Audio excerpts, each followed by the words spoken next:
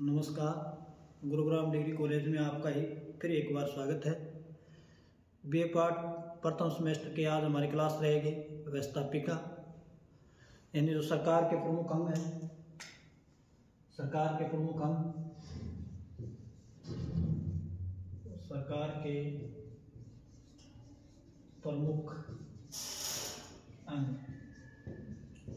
जिसमें सरकार के प्रमुख अंग प्रथम है इसका व्यवस्थापिका, ठीक है। दूसरा कार्यपालिका और तीसरा है न्यायपालिका।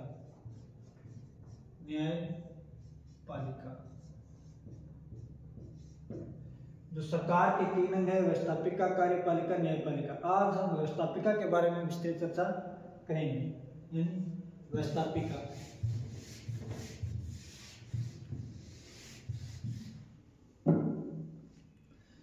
ठीक है।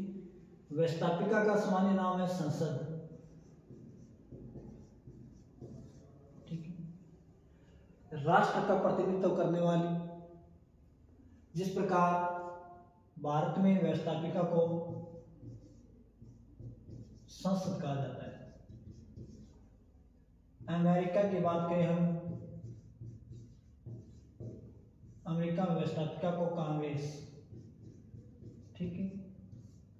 जापान की बात करें हम तो डाइट। इजराइल की हम बात करें अगर मिसेट, ठीक है। रूस की अगर हम बात करें तो ड्यूमा,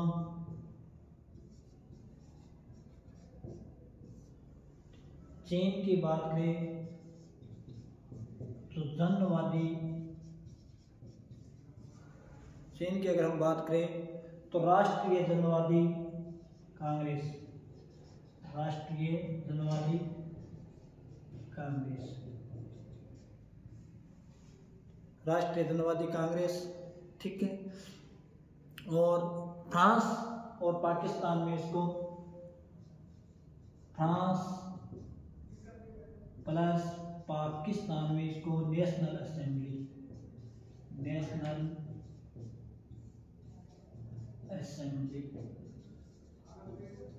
जो विश्व के प्रमुख राष्ट्र है जिसमें व्यवस्थापिका यानी संसद के विभिन्न नाम है। भारत में इसको संसद कहते हैं, अमेरिका में इसको कांग्रेस, जापान में डाइट, इजराइल में निसेट, रूस में ड्यूमा, चीन में राष्ट्रीय जनवादी कांग्रेस, फ्रांस और पाकिस्तान में नेशनल असेंबली। और ब्रिटेन की बात करें तो हम पार्लियामेंट, ब्रिटेन को इसमें पार्लियामेंट।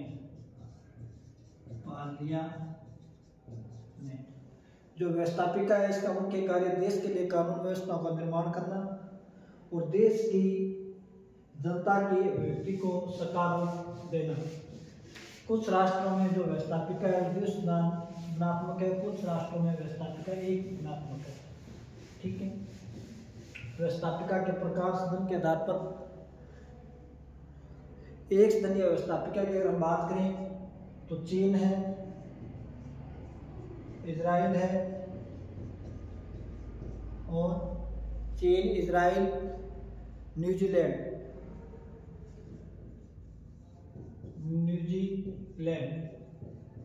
जहां व्यवस्थापिका एक सदन है। चीन, इजराइल, न्यूजीलैंड, श्रीलंका, यहाँ व्यवस्थापिका के मुख्य रूप से एक सदनीय एक ही अंग के रूप में कार्य करती है। द्विसदनीय व्यवस्थापिका बात करें यहाँ दो सदन है, भारत, यूएसए, ब्रिटेन, ऑस्ट्रेलिया,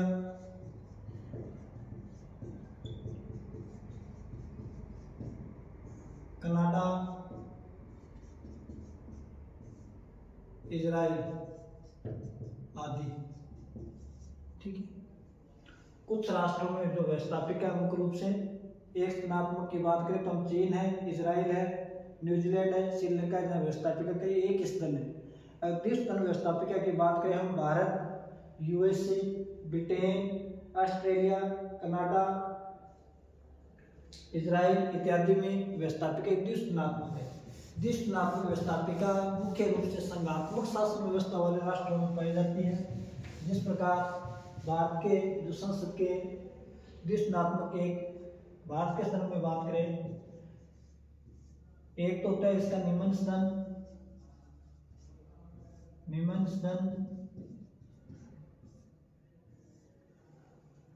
एक होता है उच्च सदन, ठीक है। इसको बोलते हैं अस्थायी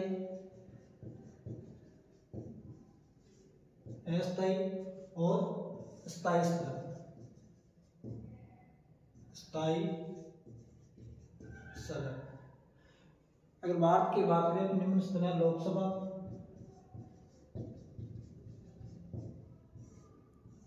जो जनता का प्रत्यक्ष रूप से प्रतिनिधित्व करती है विधायिका में, व्यवस्थापिका में यानी संसद में।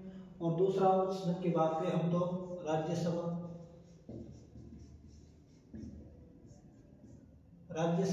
जो राज्यों का प्रतिनिधित्व करती है, ठीक है। अगर ब्रिटेन की बात करें हम, ब्रिटेन में जो निम्न सदन है वो है कॉमन सभा, और उच्च सदन की बात करें तो हम लोक सभा। अमेरिका की अगर हम बात करें व्यवस्थापिका के दो सदनात्मक है। अमेरिका में जो निम्न सदन है वो प्रतिनिधि सभा,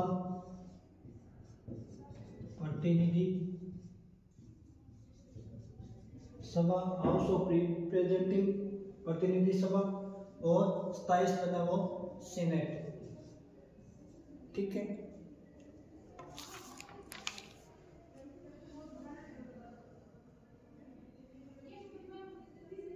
फ्रांस की अगर हम बात करें, निम्न सदन नेशनल असेंबली,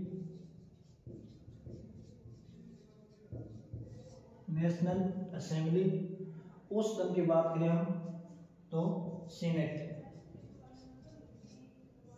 ठीक है। व्यवस्थापिका द्विसुनात्मक होती है, वहां मुख्य रूप से संसद में दो सदन होते हैं, एक को बोलते हैं निम्न सदन, एक को बोलते हैं उच्च सदन। निम्न सदन होता है वह अस्थायी होता है, लोकसभा या निम्न सदन की विश्वास मत तक कार्य करती है। उच्च सदन एक स्थायी सदन है। निम्न सदन है वो राज्य की जनता का प्रत्यक्ष प्रतिनिधित्व करता है, जो उच्च सदन है वो राज्यों का प्रतिनिधित्व करता है। जिस प्रकार भारत में लोकसभा और राज्यसभा दो सदन है सदन के व्यवस्थापिका के। ब्रिटेन की बात करें तो कॉमन सभा और लॉर्ड सभा, अमेरिका की बात करें तो प्रतिनिधि सभा और सीनेट, फ्रांस की बात करें तो नेशनल असेंबली और सीनेट, ठीक है। अब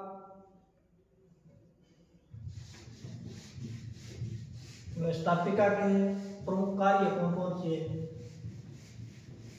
व्यवस्थापिका के प्रमुख कार्य,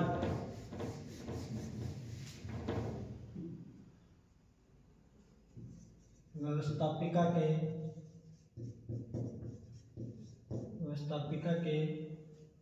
प्रमुख कार्य, व्यवस्थापिका के प्रमुख कार्य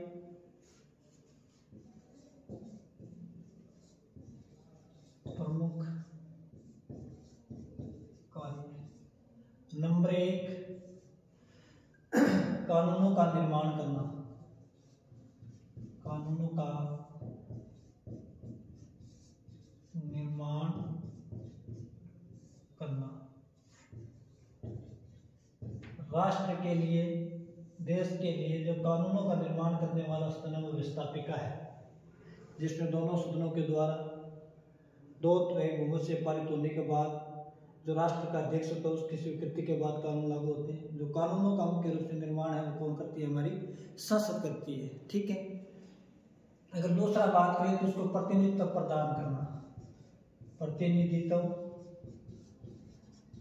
प्रतिनिधित्व प्रदान करना। व्यवस्थापिका यानी शासक में राष्ट्र के विभिन्न हिस्सों से जो जनप्रतिनिधि चुनकर आते हैं वो जनता के हित में प्रतिनिधित्व करके उनको नीतियों को साकार रूप देते, उनके आकांक्षाओं को अनुरूप कार्य करते हैं। तीसरा है भर्ती और परीक्षण। भर्ती और परीक्षण। व्यवस्थापिका के माध्यम से नए नए जो उम्मीदवार है वो सदन के प्रति आकर्षित होते हैं, राजनीतिक कार्यों गतिविधियों में भाग लेते हैं, जिससे आने वाले समय में सुयोग्य राजनीतियों का निर्माण हो सके। ठीक है। अगर चौथा कार्य की बात करें हम कानूनों को वैधता प्रदान करना। कानूनों की यानी वैधता उनको उचित है नहीं, कानून संविधान के अनुरूप है नहीं, वो कार्य किसका है? व्यवस्थापिका का है। नंबर 5 कार्यपालिका पर नियंत्रण रखना। कार्यपालिका पर नियंत्रण रखना। जो व्यवस्थापिका है वो कार्यपालिका पर नियंत्रण रखती है। छठा है न्यायिक कार्य।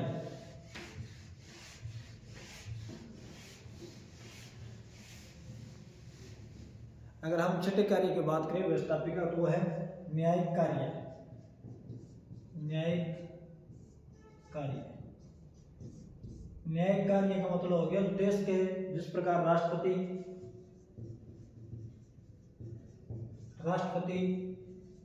उपराष्ट्रपति और न्यायाधीशों को हटाने के लिए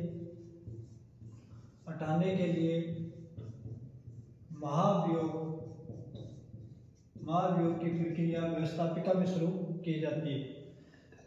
अगर मान लो अमेरिका के राष्ट्रपति को हटाना हो तो उसके हटाने के लिए जो महाभियोग की प्रक्रिया वो प्रतिनिधि सभा में शुरू होगी। प्रतिनिधि सभा राष्ट्रपति के आरोपों की प्रत्येक धारा की साधारण बहुमत से विचार करेगी। जैसे ही प्रतिनिधि सभा द्वारा संपूर्ण अगर प्रस्ताव पारित हो जाता है फिर सीनेट के पास आएगा। सीनेट के जिस समय उसकी अध्यक्षता सर्वोच्च न्यायालय का मुख्य न्यायाधीश करता है। जैसे सीनेट के द्वारा प्रस्ताव 2/3 बहुमत से पारित होने के बाद राष्ट्रपति पद से हटना पड़ेगा, यानी महाभियोग। भारत के संदर्भ में संसद के दोनों सदनों द्वारा राष्ट्रपति को जो महाभियोग की प्रक्रिया उसकी चलाने के लिए 2/3 बहुमत से पारित करने के बाद उनको पद से हटना पड़ेगा। क्या कार्य? न्यायिक कार्य करती है। और किस आधार पर लगता है ये? कदाचार, असमर्थता और भ्रष्टाचार के आधार पर।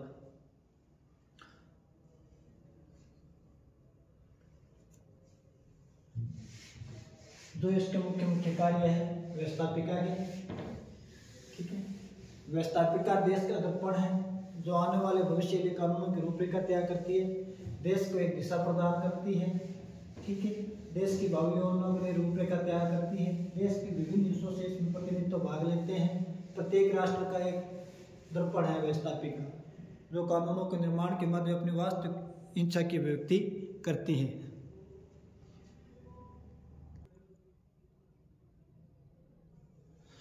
अगला अगर हम टॉपिक की बात करें तो वो है सरकार का दूसरा अंग कार्यपालिका। दूसरा अंग कार्यपालिका। कार्यपालिका का मुख्य रूप से कार्यपालिका से अभिप्राय है जो व्यवस्थापिका द्वारा निर्मित कानूनों को क्रियान्वित उनको लागू करने का कार्य करती है। राजनीतिक कार्यपालिका और प्रशासनिक कार्यपालिका दो भाग होते हैं।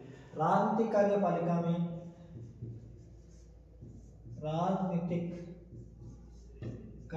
में भारत के संदर्भ में अगर हम बात करें तो राष्ट्रपति,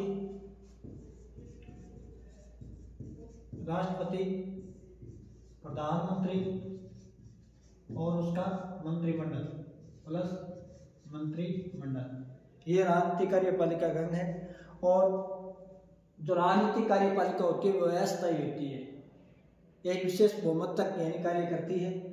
वो एक स्थायी कार्यपालिका होती है जिसमें सरकार के वेतनभोगी कर्मचारी आते हैं, IAS, IPS जो है वो स्थायी कार्यपालिका है। फिर जो कार्यपालिका ये है इसमें संसदीय प्रणाली के रूप में जिस प्रकार कार्यपालिका एक तो होते हैं एकल रूप एक बहुरूप। अगर फ्रांस, रूस और अमेरिका की हम बात करें तो यहाँ के राष्ट्रपति को 2 टोपी पहनने वाला कहा जाता है। कहने का भाव है इनमें जो राज्य अध्यक्ष और सरकार का अध्यक्ष एक ही व्यक्ति होता है। मुख्य रूप से शासन व्यवस्था होती है अध्यक्षात्मक, जहाँ सरकार की कार्यपालिकाओं नाम मात्र और वास्तविक कार्यपालिकाओं में भेद नहीं होता है। सरकार का अध्यक्ष और राज्य का अध्यक्ष एक ही व्यक्ति होता है, इसको बोलते हैं एकल कार्यपालिका। ठीक है। जो संसदीय शासन प्रणाली व्यवस्था है जहाँ मुख्य रूप से 2 तरह की कार्यपालिका होती है। एक तो होती है नाम मात्र की और एक वास्तविक कार्यपालिका।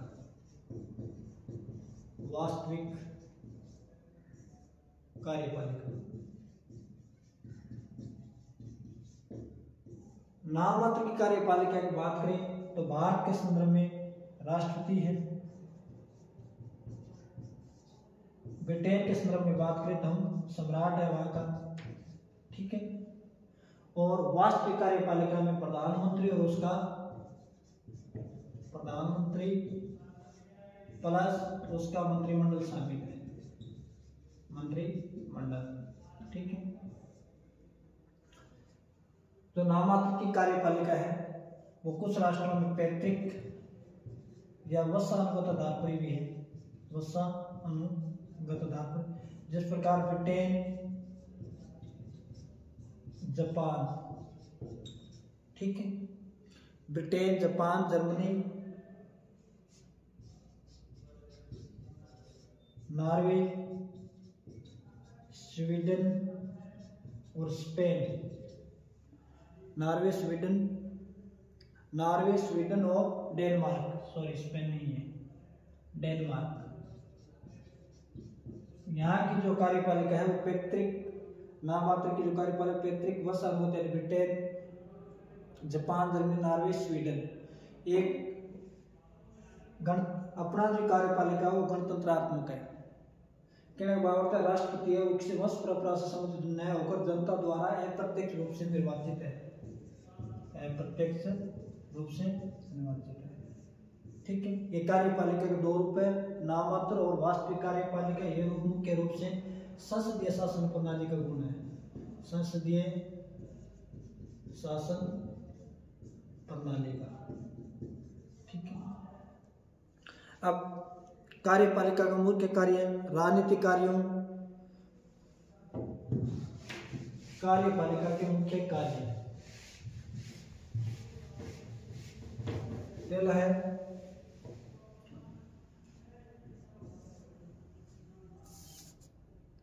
औपचारिक नेतृत्व। औपचारिक नेतृत्व या अनुष्ठानिक कार्य। इसमें जो राजनीतिक कार्यपालिका है प्रधानमंत्री होते हैं, विश्व के विभिन्न हिस्सों में यात्रा करता है, सम्मेलनों में भाग लेता है, दूसरे राष्ट्रों से संधियां करता है, समझौते करता है, वो इस वर्ग में शामिल आते हैं। ठीक है। नीति निर्माण का नेतृत्व करना। नीति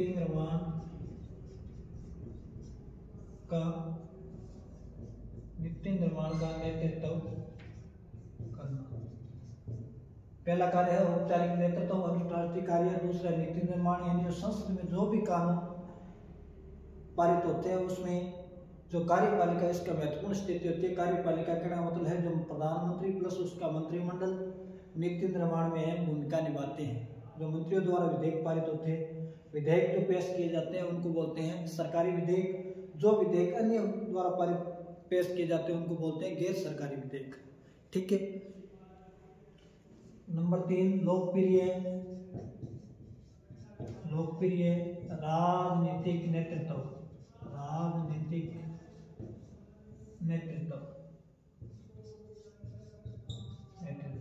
लोकप्रिय राजनीतिक नेतृत्व मतलब जो कार्यपालिका होती है वो लोकसभा या निम्न सदन के प्रति बहुमत प्राप्त दल का रहता है प्रधानमंत्री और उसका मंत्रिमंडल के भाग होते हैं, और जो जनता द्वारा प्रत्यक्ष रूप से निर्वाचित होते हैं, इसलिए जनता के हित में वो कार्य करते हैं।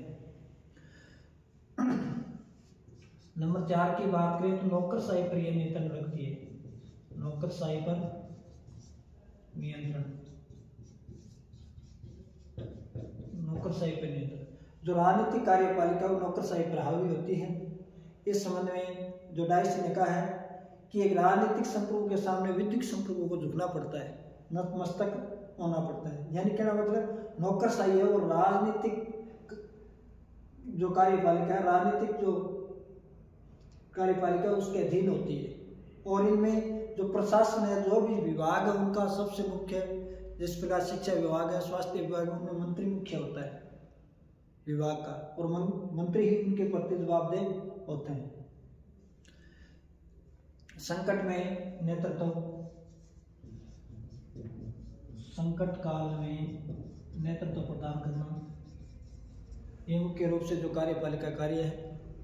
तो कार्यपालिका का संबंधित है सरकार की एक ऐसी प्रणाली जो व्यवस्थापिका द्वारा निर्मित कानूनों को धरातल पर लागू करती है।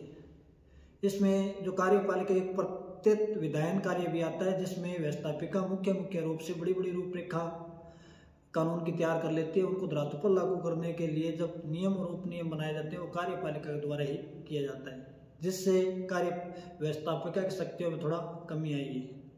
ठीक है। कार्यपालिका जो एकल कार्यपालिका की हम बात करें तो अमेरिका का राष्ट्रपति है, फ्रांस है, रूस है, उनमें एकल कार्यपालिका की प्रधानता है। जो राष्ट्र का और प्लस सरकार का दोनों का प्रमुख एक ही व्यक्ति होता है। ये मुख्य रूप से अध्यक्षात्मक शासन प्रणाली का मुख्य गुण है। संसदीय शासन प्रणाली की बात करें तो इसमें दो तरह की कार्यपालिका होती है, एक नाम मात्र की, एक वास्तविक। जो नाम मात्र की कार्यपालिका वो राष्ट्रपति प्लस सम्राट में निहित होती है, जो सरकार का प्रमुख होकर राज्य का प्रधान होते हैं और उनके नाम से संबंधित कार्य संपादित किए जाते हैं। और जो वास्तविक कार्यपालिका प्रधानमंत्री और उसका मंत्रिमंडल में निहित होती है, संपूर्ण नीतियों प्रति वो जवाबदेही होती है, जो मुख्य रूप से जो व्यवस्थापिका है उसके निम्न सदन के प्रति उत्तरदायी होती है, जो बहुमत दल के आधार पर कार्य करती है। जय हिंद, जय भारत।